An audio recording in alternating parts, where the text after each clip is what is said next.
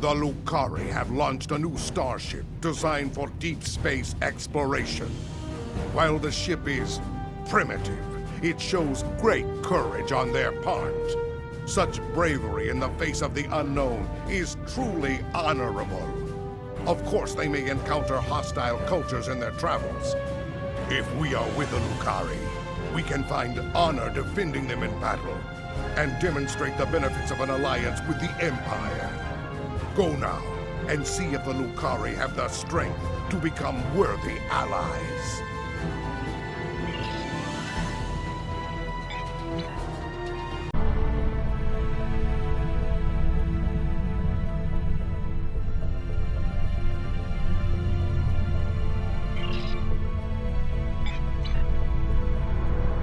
My dear friend Kamarga, just think about how much I can help. I try not to think about you at all, Margaret. If not me, consider my wealth of useful contacts. For a small fee. Any friend of yours is someone I'd rather not know.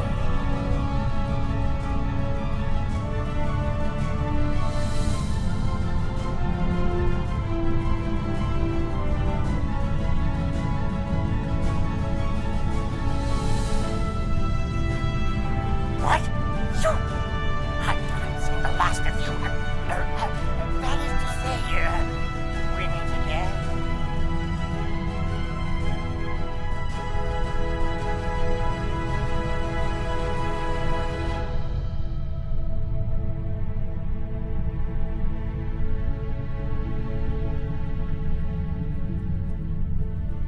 Oh, come now. I'm sure we can reach an agreement that is to everyone's liking. I'm prepared to offer you an exclusive, once-in-a-lifetime investment opportunity.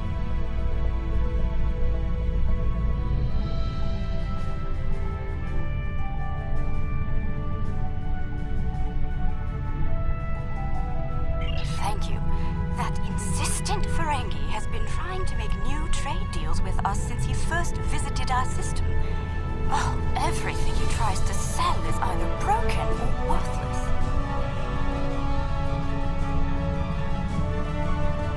Thank you. It's good to see you again and under much better circumstances. You'll be happy to know that our star remains stable. We've not seen any Tholian ships since the incident, thankfully. The decision to explore was somewhat controversial, however. Many Lucari were resistant to the notion. We settled this moon long ago, after we were forced to leave our dying homeworld of Kentar. It was a difficult journey for us. Once we found our new home, no one was very excited about space travel. Still, the exploration initiative passed. Considering my experience, my people have chosen me to command the LSS Concordium. It was an honor I proudly accepted. Our ship is ready to go, and you are. While we have some catching up to do, we've engaged the best engineering minds of our world to modify this vessel. I'm quite proud. We've done a lot in a very short period of time. We've added some of your defensive technology to this ship, as well as some warp drive upgrades. The Concordium is now capable of sustaining a top speed of just over warp 4. Our collaboration with your engineers has been quite inspirational. We've started work on a starship of our own design, one of many to follow the Concordium to the stars. Our ship is ready to go, and you are. For our maiden voyage, I've chosen a star that is close enough to be within reach, but still just outside the area of space that you've explored, and obviously one that we haven't visited yet. According to your star charts, it's a yellow-white star called 20 Draconis.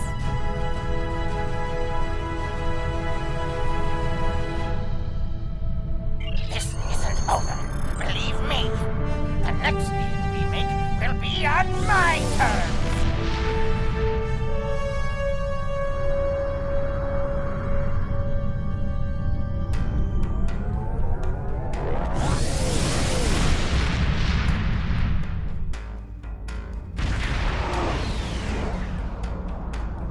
Arrived on the outskirts of the system. There's a large field of rocky debris and asteroids. We're picking up various metals and crystalline formations.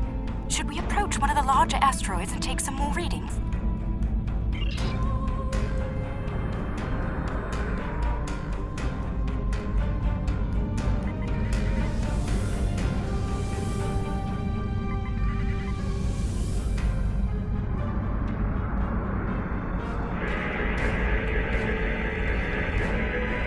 Readings coming in now.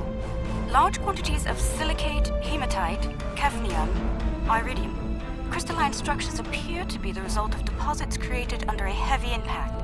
Perhaps this asteroid was part of a larger one that broke up in a collision. Heading deeper into the field may yield more clues. Sensors are picking up some movement on the far side of the asteroid. Not simple orbiting debris either.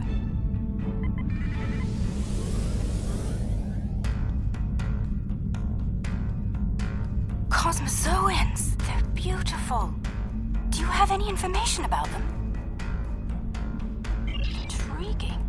The Gekli communicate using radio waves and feed on dust particles and energy emissions. And, well, it seems an adjustment of our EM band is in order. I don't like the idea of the Concordium becoming a Gekli food source.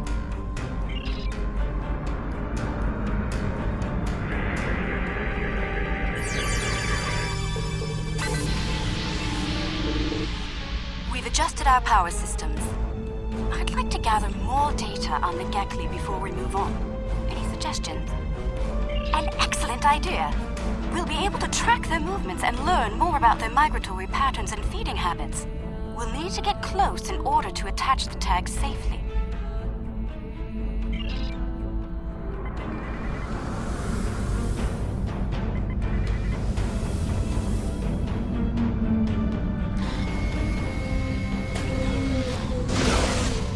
Coming in from the Gekli.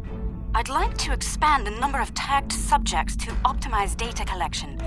Let's get close enough to slip in with a pod and join them in their swimming.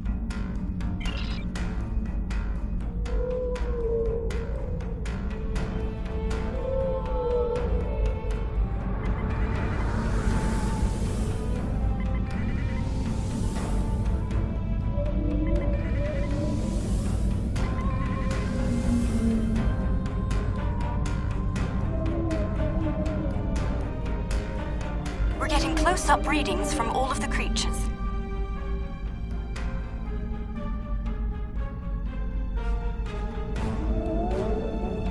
They're treating us like one of their own. They're trying to talk to us with their radio waves. That was incredible. What a singular experience. We've spotted a larger group of them in an area not too far from here. This looks like a feeding ground for several Gekli pods. Let's go have a look.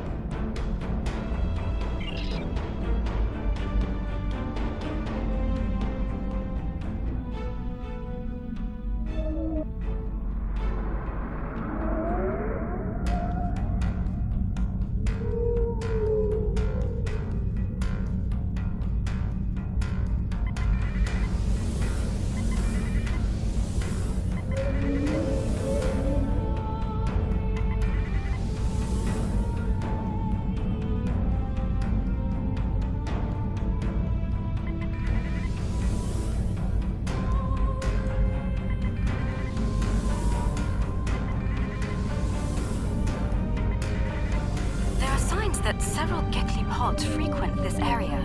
There's a lot of dust and particulate matter, but we can't see how the asteroids are getting broken down. I think there's something we're not seeing on the visible spectrum. Your ship has a stronger deflector than ours. Can you emit a particle wave? We could use that to illuminate things that might be happening in different spectra.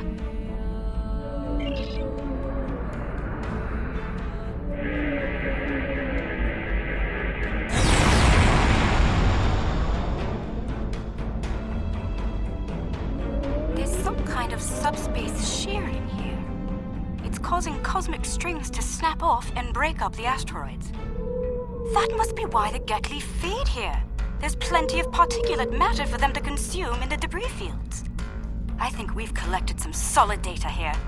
We're ready to move on when you are.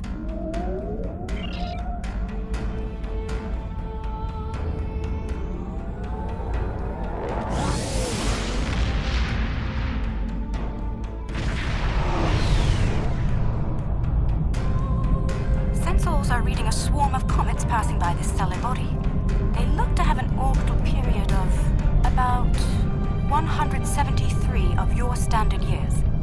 I'd like to know if they came from outside of the system and were caught in its gravity, or if they originated here.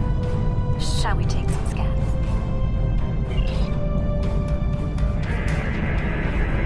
This comet is mostly ice and dust. There are indications that the cometary matter formed around a magnetic core. The other comets may be more interesting. Let's move to the other comets and study them closely.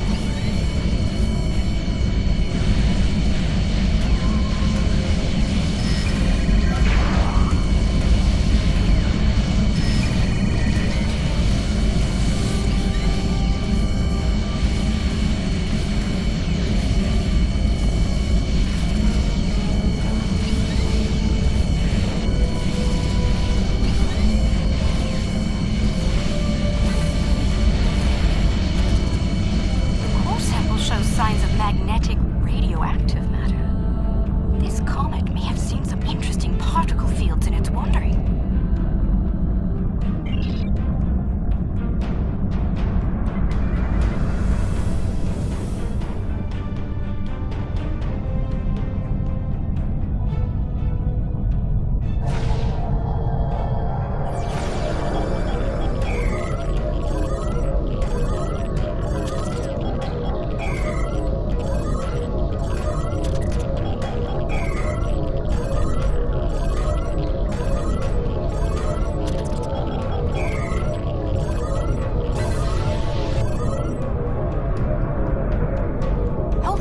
Let us get some detailed readings about its emissions. Based on the structure of its silicate crystals, it's been in a pattern.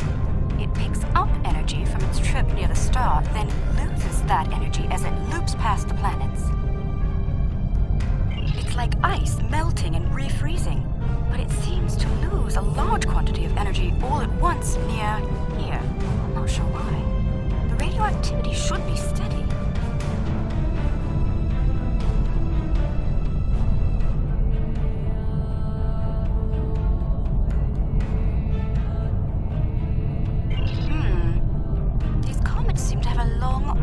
Coincides with the orbit of a Class A planet nearby.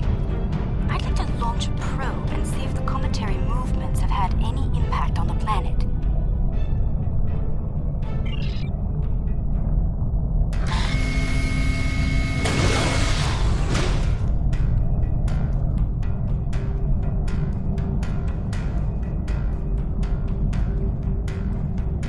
Probe data received.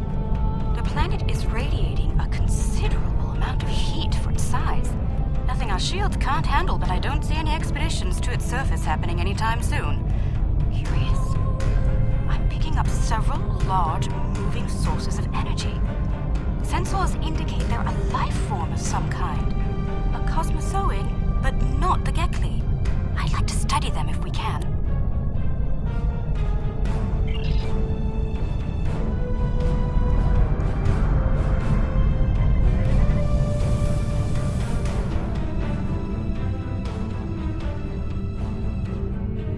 The planet is geothermal in nature. Its surface is partially molten.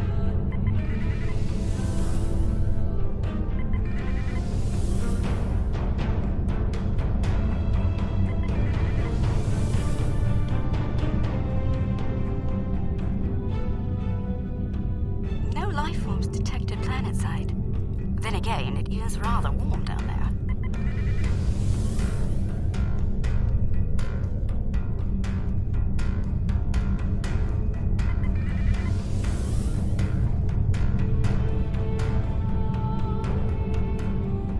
There they are. Magnificent, aren't they?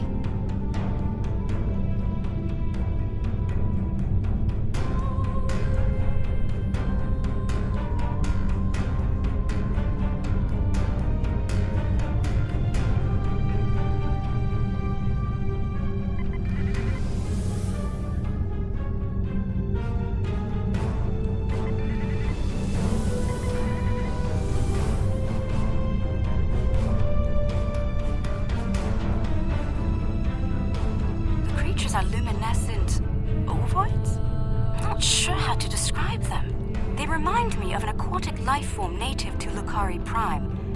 There are little ones huddling close to the planet's atmosphere.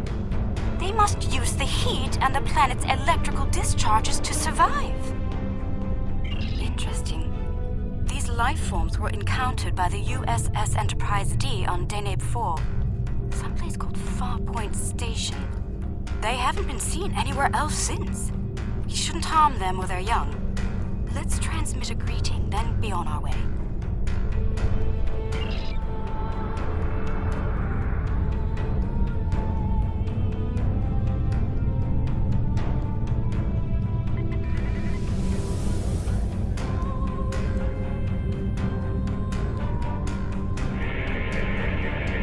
The color display must be a form of communication. I didn't realize that life forms could exist in this fashion, living off the heat of planets, feeding on the particles in space, absorbing radiation from the cosmos. There's so much to see. Let's head to the next planet in the system and see what's there.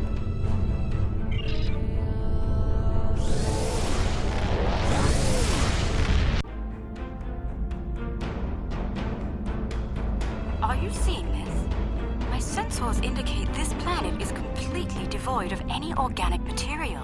And yet, it has a breathable atmosphere and lies well within the system's habitable zone. Most curious.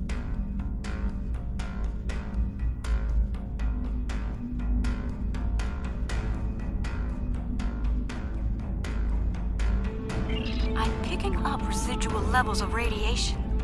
Oh my. I believe I know what happened to this world. Some kind of proto-matter wave happened here. Not if you know how to resolve the chaotic turbulence with a tarfine reduction. This was a recent event. Some kind of proto-matter incident happened, and it wiped out all life on the planet. I think we should send an away team down to learn more.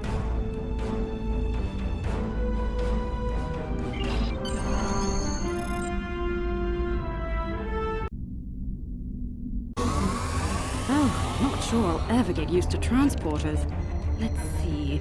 Initial scans suggest this area used to be inhabited, but I can't find a single trace of organic matter. None. I see some carvings on those canyon walls. Let's take a look.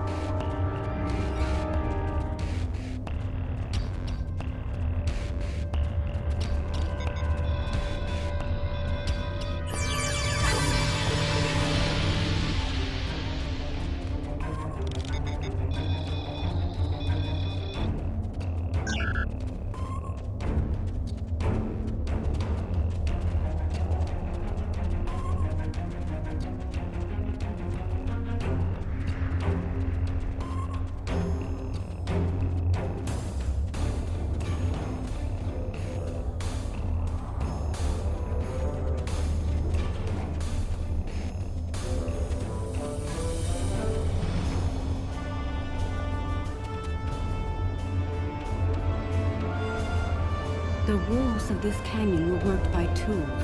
I'm sure of it. Sentient life forms lived here. Until the proto-matter detonation. This pillar here, it seems to be a sign pointing to that canyon. Perhaps a pathway there leads to a settlement of some kind. I'm reading metallic objects there as well. Shall we take a look?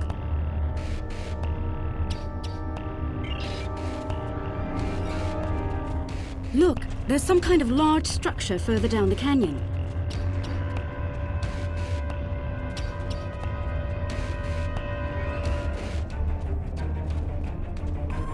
Look at the size of that plaza. These people must have had quite a developed culture. Let's take some readings up there.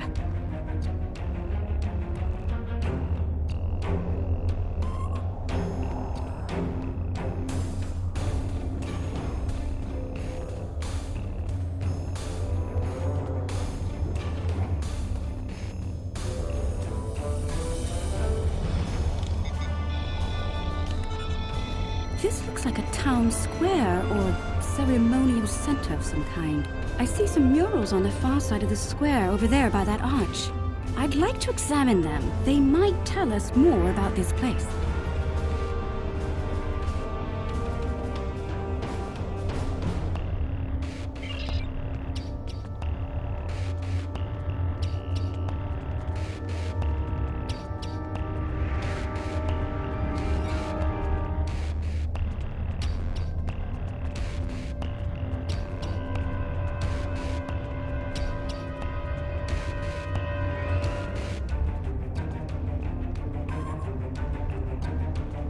These murals depict people bringing some objects to this place. Crystals or gems, I believe? They built their settlement around this site. I believe it was a place of great significance to them. The next mural may hold more clues for us. Let's have a look.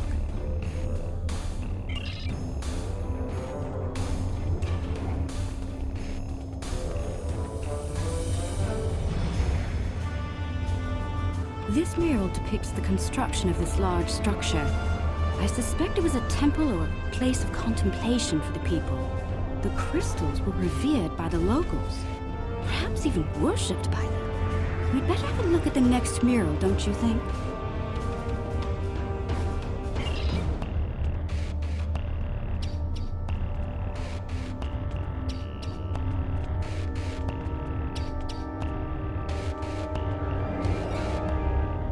The crystals depicted in this mural appear to be growing for some reason.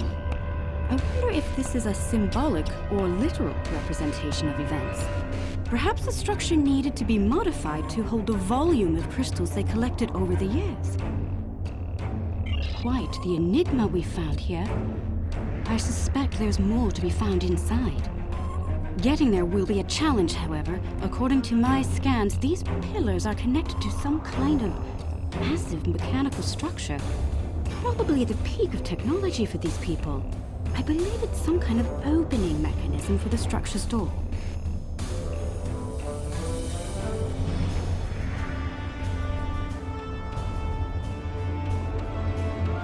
We could probably force it open, but that could damage the structure, and too much force could even collapse it entirely. I suggest we create a holographic forensic reconstruction.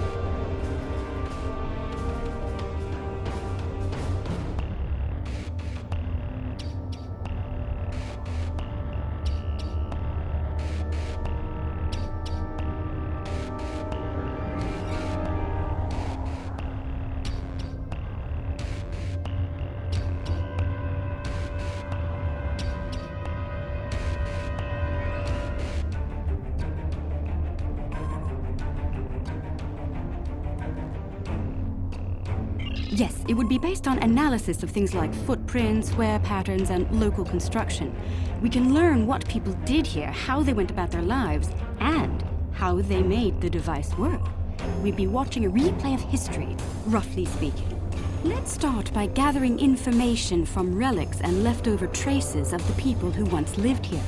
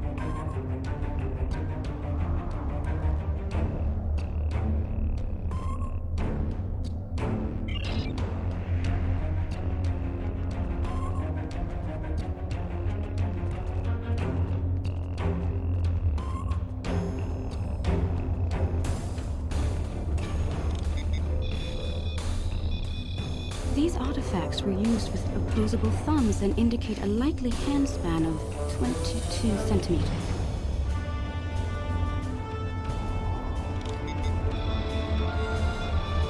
Based on these footprints, these people had a stride that places them at about 1.6 meters on average. The wear patterns here show us that people leaned against here frequently. This was a meeting and gathering area. Strange. These relics should be covered with dust and sand, worn away by time and wind. But they're all uncovered. No organic matter left, and everything left behind in its place. Frozen in time, like...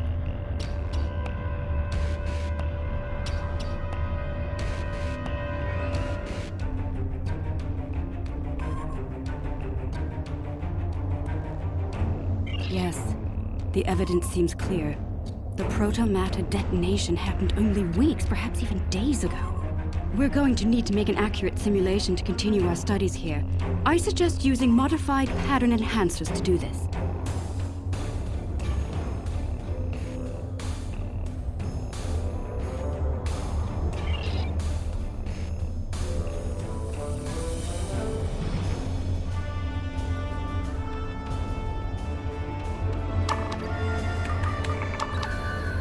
Enhancers online. The signal is strong and clear.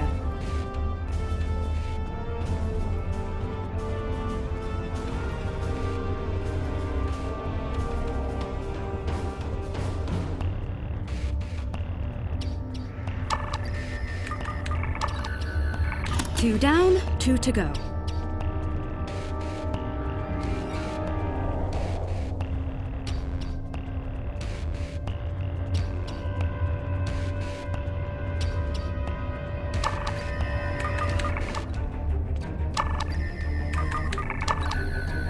That's three. One more and we'll be ready.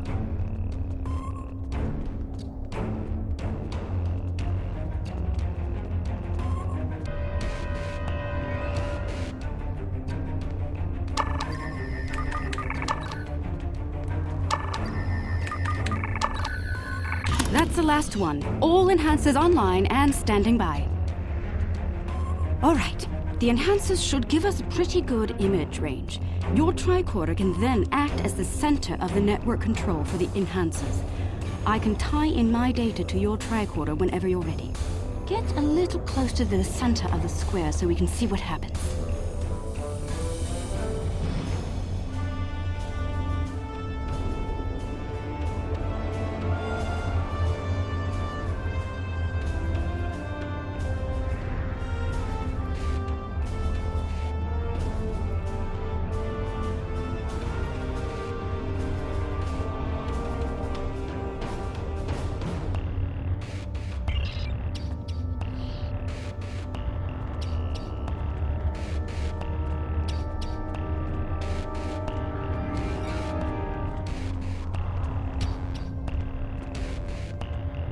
Note that the alien is using the pillars in a specific order.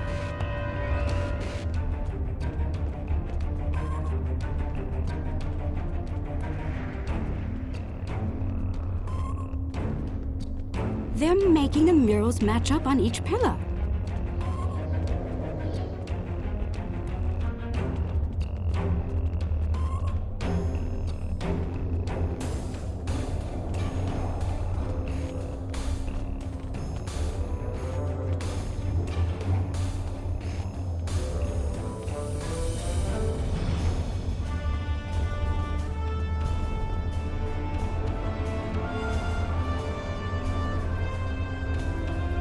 Looks like some kind of functionary, priest or bureaucrat, I think, would unlock the door by turning the murals on the pillars.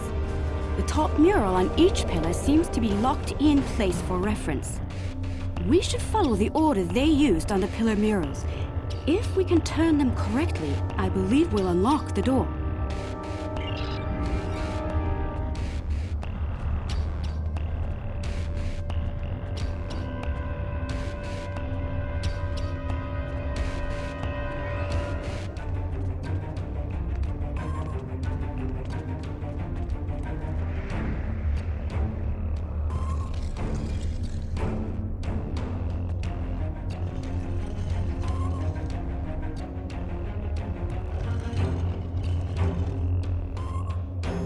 we've rotated the pillars out of order. The mechanism is resetting itself.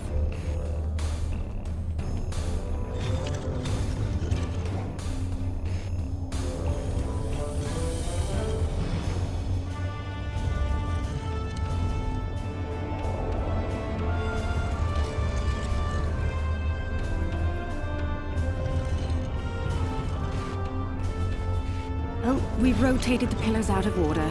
The mechanism is resetting itself.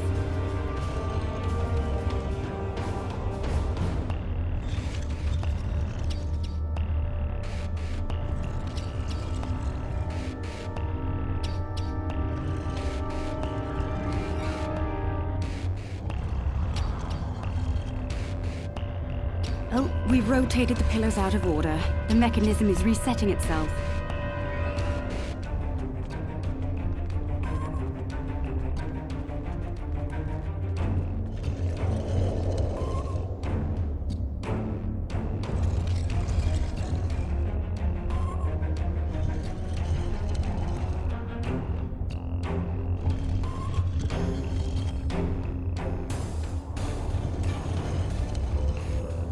Do you hear that? That's the first pillar set in place.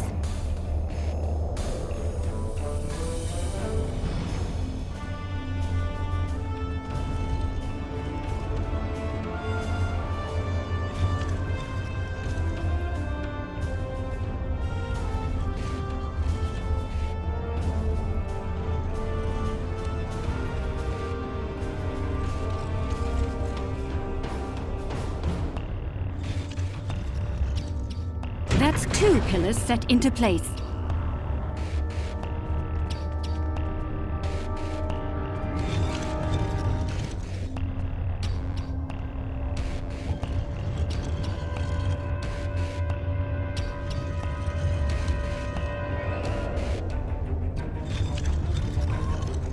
Three pillars are locked in now.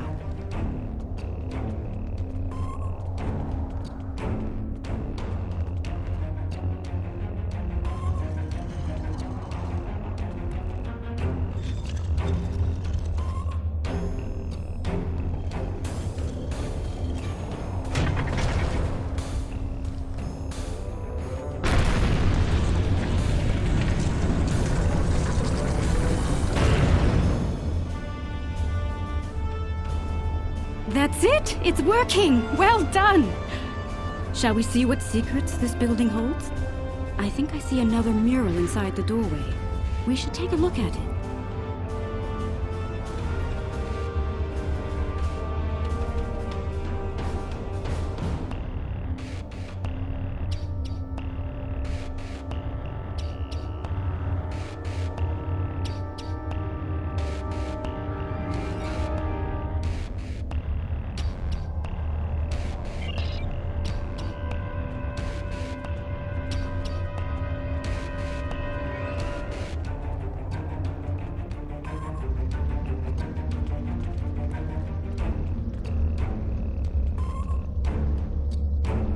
Wait, that icon, that's the symbol of Starfleet.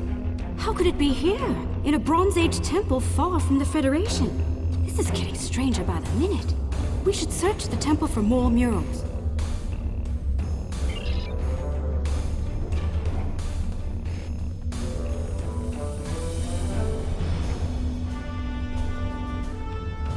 Those people in the picture, they don't look like the others.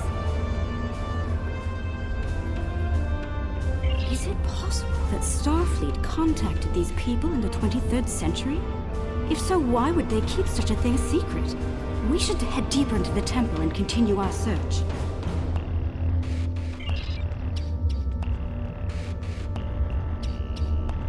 I think the panel on the wall here can be pushed to open something.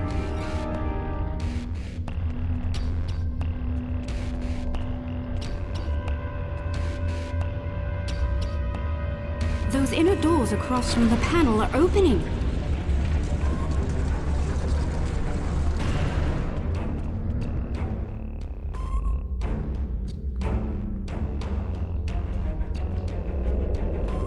What is all of this?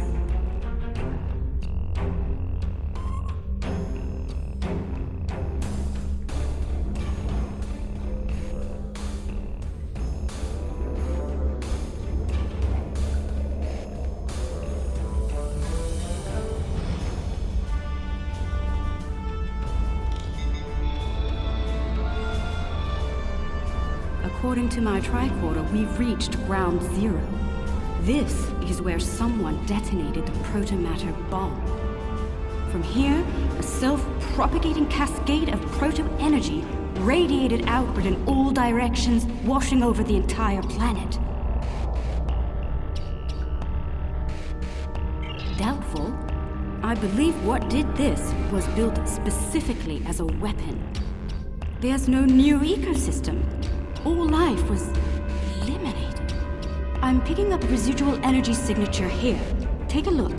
16 centimeter wavelength with a slight kaon leak. I've seen this before. It's a byproduct of Zenkethi technology.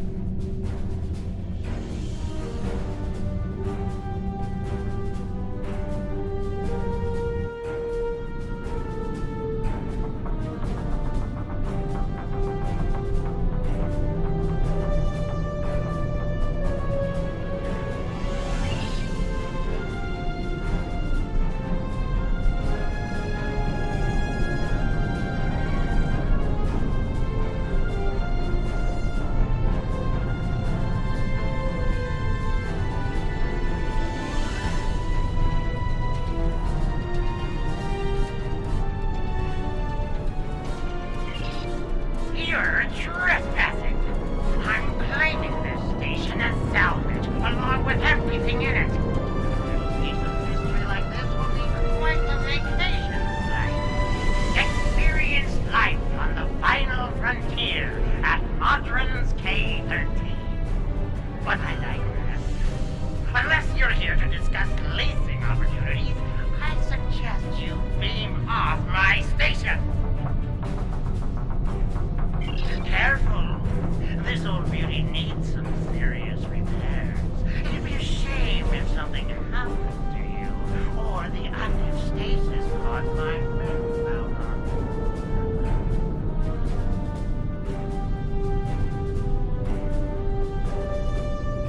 Fair warning. My non-living gods aren't very fond of things.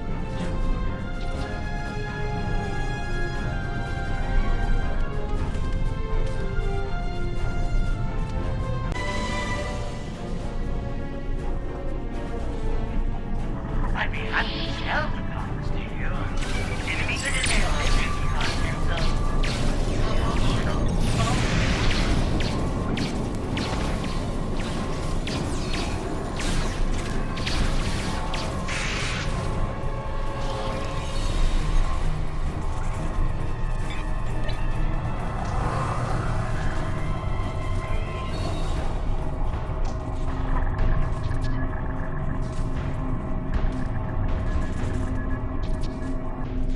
Chief Engineer's Log, March 18th, 1570. Had a discussion this morning with security about our Klingon prisoners in the brig.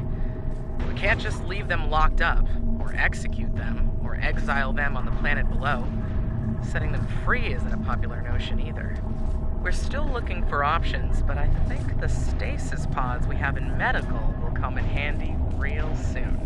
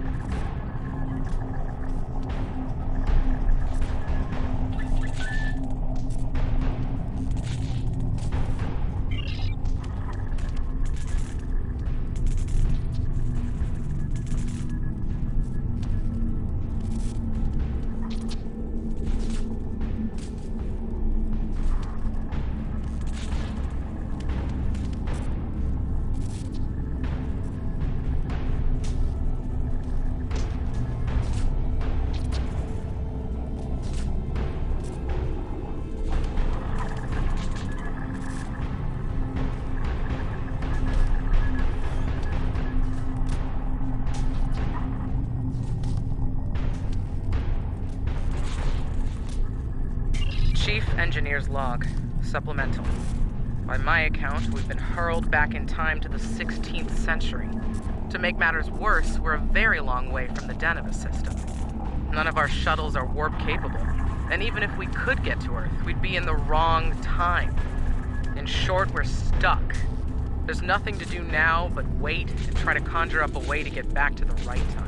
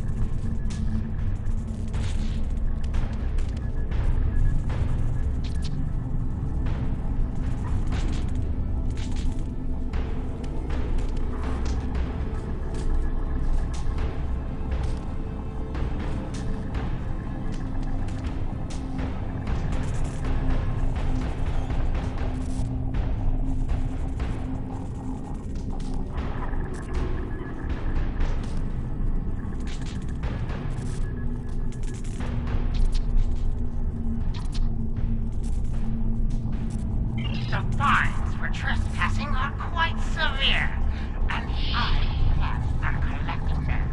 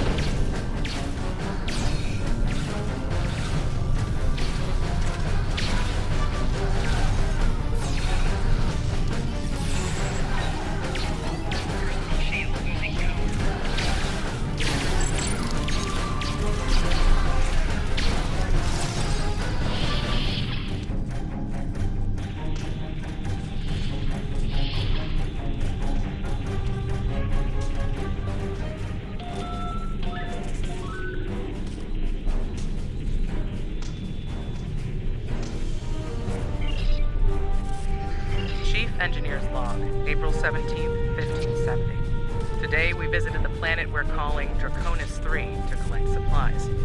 The good news, there's a humanoid civilization down there. Bad news, a potential Prime Directive violation. Our landing party was seen beaming in by some of the locals. We're hoping that doesn't impact their culture in any way. One thing's for sure, they can't help us go home. Their tech level is Bronze Age at best.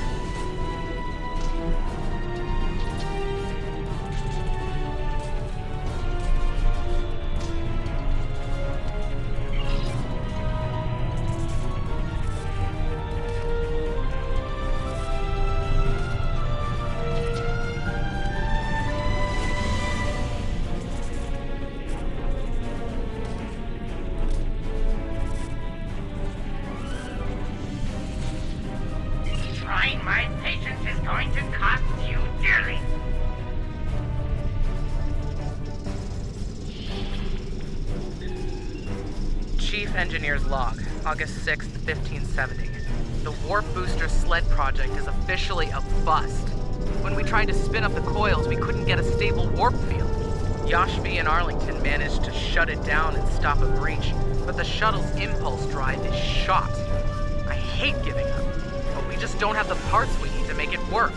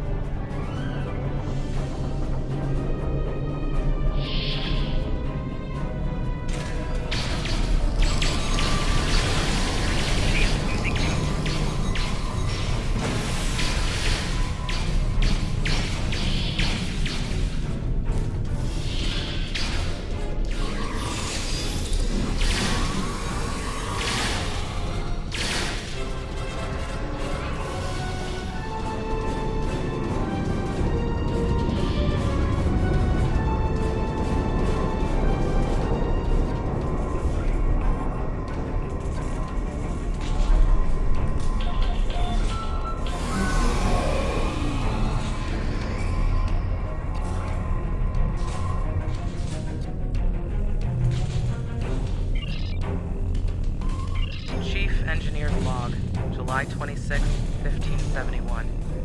Most of us went into stasis this morning. There weren't enough pods for everyone. 3 of us had to stay awake. We drew lots. Tavon, Sheridan, and I were the lucky winners. Since we're out of options, we've decided to go native and live out our lives under Codus 3. Hopefully, one day our records will be found, and the people of Station K-13 will be remembered.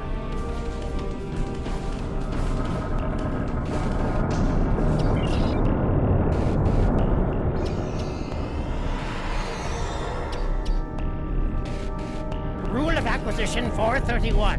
When the shooting starts, let the mercenaries handle it. Handle this, Captain!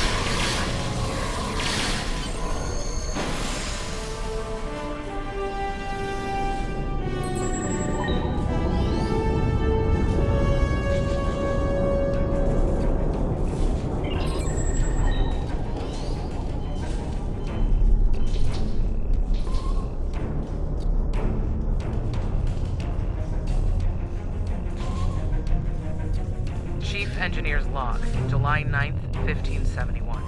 It's decided. Most of us are going into cryosleep. Those who stay awake, well, there's the rub. Going to live on a remote part of the planet below is likely, despite the Prime Directive issues. Staying here isn't viable. When the supplies are gone and the remaining power is in the stasis pods, anyone left is a goner. This station will be there.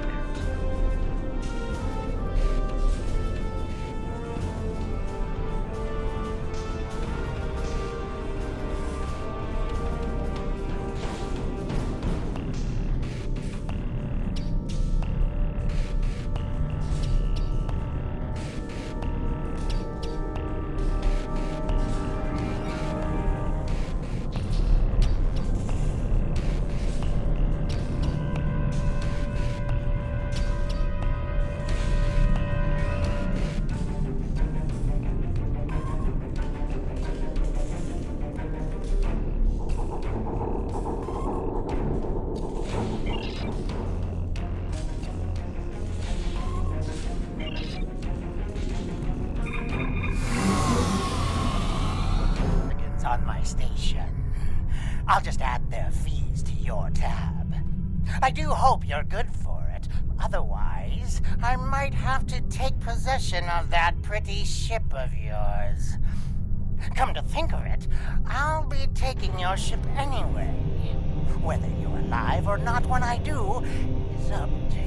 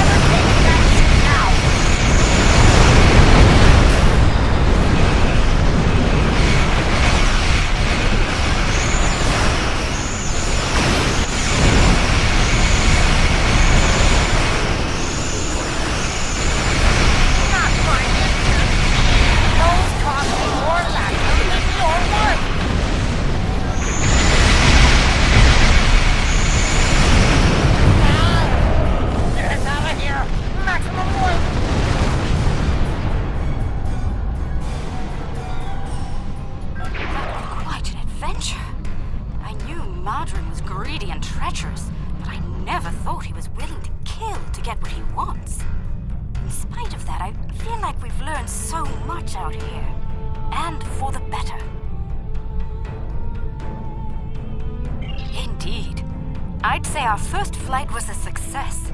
Now we need to share our discoveries with everyone back home. I hope today's events will convince my people of the continued need to explore and to be part of the galactic community. With luck, we'll do this again sometime, and soon. On behalf of the Lukari people, thank you.